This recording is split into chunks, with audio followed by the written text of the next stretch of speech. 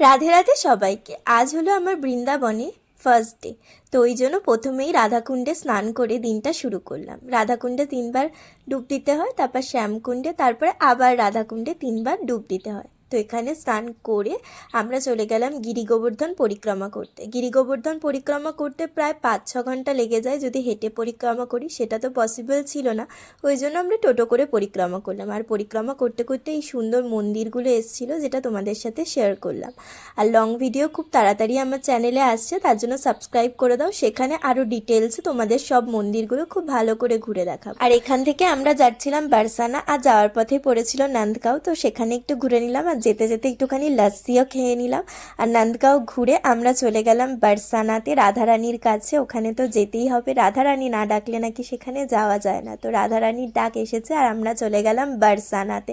খুবই ভিড় ছিল, কিন্তু তার মধ্যে থেকে খুব ভালো দর্শন হয়েছে। আমি তো খুব মজা পেয়েছি। কমেন্টে কিন্তু কেউ রাধে রাধে লিখতে ভুলো না। দেখা হচ্ছে কাল।